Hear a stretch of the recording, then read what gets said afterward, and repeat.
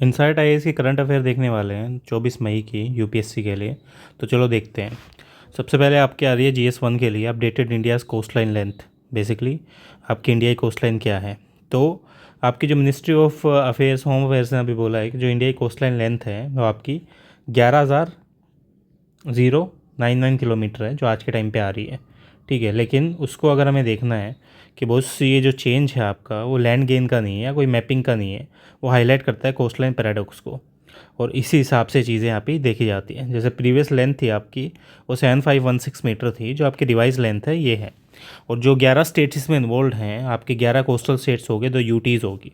Longest coast line among the Indian states आपकी गुजरात के हिसाब से आती है। कोई नई लैंड यहाँ पे ऐड नहीं की गई है, आपकी नेशनल बॉर्डर्स में कोई चेंज नहीं हुआ है, जो चीज़ें हैं वही चल रही हैं। मेजरमेंट की मेथोलॉजी क्या है, एजेंसी कौन सी इन्वॉल्व है, नेशनल हाइड्रोलॉजिक ऑफिस आपका सर्वे ऑफ इंडिया है उसके हिसाब से काम कर रहा है। और ये टेक्नोलॉजी आपकी यूज़ है, आपकी स्केल 1 पे 2.5 लाख इलेक्ट्रॉनिक नेविगेशन चार्ट्स हैं।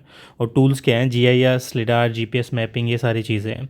रेफरेंस लाइन भी ऐसे ही काम करती है, जो हाई वाटर लाइन है आपकी 2011 के डेटा से, वो क्लोज करती है रिवर के माउथ्स को स्टैंडर्ड इंटेंट पॉइंट्स के ऊपर। और जो मैप फीचर्स आपके वो टाइडल क्रीक्स के हिसाब से काम करती है, एस्चुरीज और लो टाइड आइलैंड आते हैं उसी के हिसाब से। इम्प्लीमेशन क्या है इंडिया के लिए, मैरीटाइम सिक्योरिटी है, जो आपकी लॉन्गर कोस्ट लाइन का मतलब होता है ज़्यादा एरिया सर्विलांस के लिए और प्रोटेक्ट करता है इस चीज़ को। जो कोस्टल पुलिसिंग है, नेवी डेवलपमेंट है, वो सारी चीज़ें यहाँ पे करनी पड़ेंगी। डिज़ास्टर मैनेजमेंट क्या है, क्रिटिकल है साइक्लोन के लिए, सुनामीज़ के लिए। जो सी लेवल आपकी प्रिपेयर्डनेस है वो चीज़ यहाँ पे देखी जाती है। एनहेंस करता है एक्यूरेसी को कोस्टल जोन रेगुलेशंस में। और CAZR जो मैपिंग होती है वो चीज़ यहाँ पे की जाती है।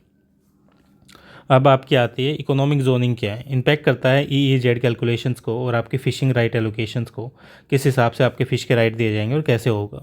कोस्टल स्टेट्स आपके तमिलनाडु, केरला वगैरह, वो ब्लू इकोनॉमिक लेवरेज में आती है। और जो इंफ्रास्ट्रक्चर की आपकी प्लानिंग होती है, port, shipping lens, coastal tourism की, वो सारी चीज़ें यहीं पर की जाती हैं। अब टेक्निकली आप देखोगे कि सिग्निफिकेंस क्या है कोस्ट लाइन इंक्रीज़ करने का।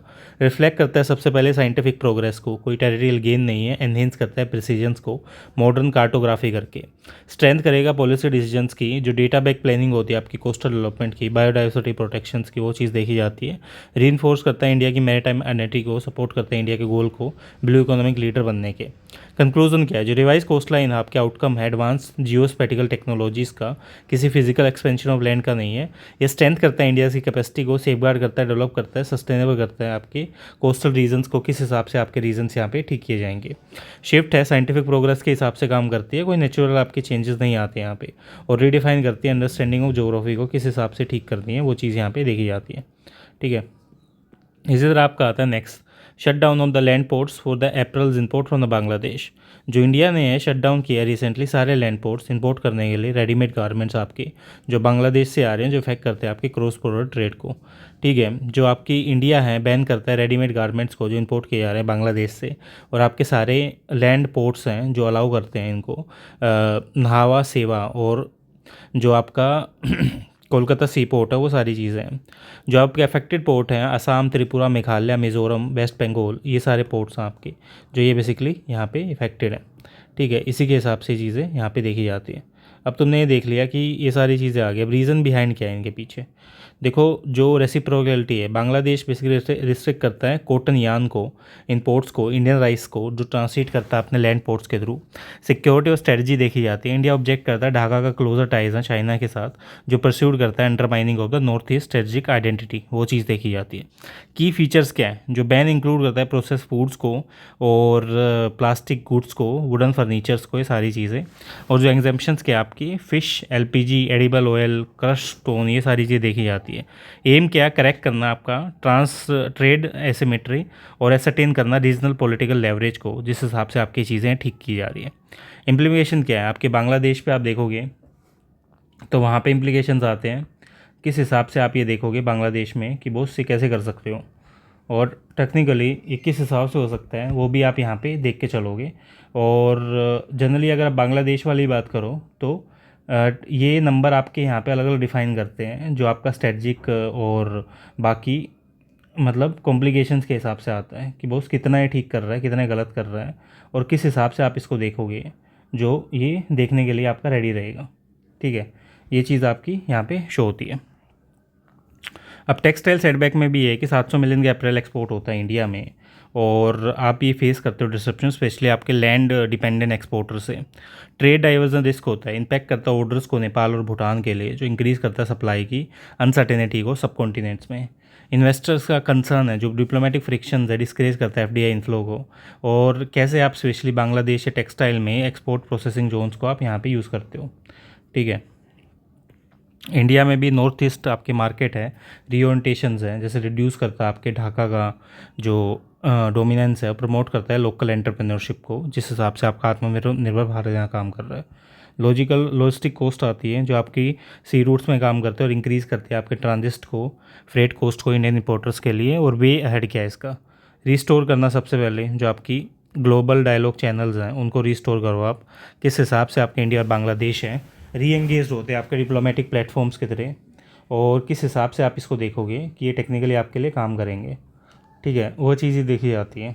अगर आपने ये देख लिया कि बॉस मैंने देखा और ये सही हो गया, लेकिन ये नहीं है, तो वो ये दिक्कत करेगा इस चीज़ में कि आप कैसे इस चीज़ को ठीक कर रहे हो, और कैसे आप बेसिकली बिमसेट है, बीबीआईएन है, मैनेज कर रहे हो आपके ट्रांजिशनल ट्रेड को यूज़ करने के लिए। कंक्लूजन भी ऐसे ही है, जो आपके डिप्लोमेटिक ट्रस्ट फाल्टर्स हैं, इकोनॉमिक बैकलैश हैं, ये सारी चीज़ें यहाँ पे काम करती हैं। अभी नॉर्थ ईस्ट वाला हमने वीडियो अपने चैनल पर डाल सकते हो, आप जाके देख सकते हो। नेक्स्ट है आपका एआई मित्र शो का, जो गूगल ने आपकी फर्स्ट रिस्ट्रक्चरिंग स्ट्रेटजी है एआई मत्रा शो का, जो आपकी वीओआई डेवलपर्स कॉन्फ्रेंस के हिसाब से काम करती है, वो यहाँ पे आई है, जो लेयर करती है इकोसिस्टम्स को, जो आपका जेनेमिन 2.5 मॉडल के अक्रॉस बना है। रीशेप करती है कैसे यूज़र्स, डेवलपर, एंटरप्राइज इंटरेक्ट करेंगे टेक्नोलॉजी से, और किस हिसाब से आपकी जो एआई मित्रा शो का है मल्टी लेयर्ड इकोसिस्टम है, जहाँ पे गूगल ज़्यादा क्रिटिकल आर्टिफिशियल इंटेलिजेंस की तरह काम करता है, सेंट्रल ब्रेन की तरह, वो चीज़ देखी जाती है। सारी लेयर हैं एपीआई की, यूज़र एप्लीकेशंस के हिसाब से काम करती है, और एम क्या है आपका एआई के हिसाब से काम करना डीपली, ताकि ये चीज़ें आपकी यहाँ पे दिक्कत ना करें, और किस हिसाब से आप ये देखोगे जो आपका बेनिफिशियल रहेगा या नहीं। तो प्रो वर्जन देखो इसका कॉम्प्लेक्स रीजंस और कोडिंग के हिसाब से काम करता है। ठीक है, और जो टॉप स्कोर्स आपके यूएसएमए में वो चीज़ देखी जाती है। फ्लैश वर्जन्स भी ऐसे आता है कि कैसे आप इसको ठीक करोगे और किस हिसाब से आप ये देखोगे कि ये सही है या नहीं, और कैसे आने वाले टाइम में आपके लिए बेनिफिशियल हो सकता है, वो चीज़ देखी जाती है। ठीक है, अब जेमिनी एपीआई है, जो आपकी सपोर्ट करती है मॉडल कॉन्टेक्स्ट प्रोटोकॉल्स को, और जेमिनी एपीआई में आप ये देख सकते हो कि आपने ये लिखा कि कैसे ये आपका काम कर रहा है, एथिक्स और गवर्नेंस और प्राइवेसी इसके हिसाब से काम करती है। और जैसे आप ये लिखोगे कि आपने ठीक है जेनेमी एपीआईज लिख दिया, और आपने ये भी लिखा कि बहुत से ठीक हो सकता है, और आपने रेजिस किया क्वेश्चन प्राइवेसी कंसेंट और डेटा राइट्स पे, तो डिजिटल इकोनॉमी भी ऐसे ही काम करती है। अब नेक्स्ट आता है India's fourth largest economy in the world.